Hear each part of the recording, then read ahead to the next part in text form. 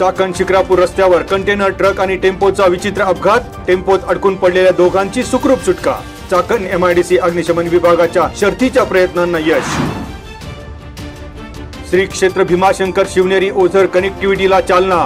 पुणे जिल्ह्यातील राष्ट्रीय महामार्ग 60 वरील भीमाशंकर तळेघर वाडा राजगुरुनगर आणि जुन्नर घोडेगाव तळेघर या दोन विभागांच्या पेव्ड शोल्डर सहित इंटरमिडिएट लेन पासून 2 लेन रुंदीकरण, पुनर्बांधणी आणि अपग्रेडिंग साठी 2349 कोटींचा निधी मंजूर। या प्रकल्पामुळे ओझर येथील गणेश मंदिर, भीमाशंकर वन्यजीव अभयारण्य, डिंभे धरण आणि चास कमान धरण यांच्या कनेक्टिव्हिटी मध्ये होणार सुधारणा। केंद्रीय रस्ते वाहतूक मंत्री नितीन गडकरी यांच्या आभारासाठी राजकीय नेते मंडळींची चढाओढ। खेडचे आजी-माजी आमदार, माजी खासदार शिवाजीराव आढळराव पाटील आणि भोसरीचे आमदार महेश लांडगेही सरसावले। रस्त्यासाठी पाठपुरावा करणाऱ्यांची यादी वाढता वाढेल। खरपुडी खुर्द येथील खंडोबा देवस्थान मंदिर ट्रस्टचा वाद मिटता मिटेना। देवस्थान ट्रस्टच्या वादामुळे खंडोबाच्या दर्शनासाठी आलेल्या भाविकांची गैरसोय।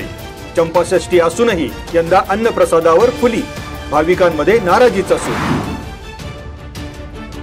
श्री क्षेत्र निमगाव खंडोबा येथे चंपाषष्ठी निमित्त श्री खंडेराय आणि म्हालसा माता यांचा हळदीचा आणि तेलवण्याचा कार्यक्रम।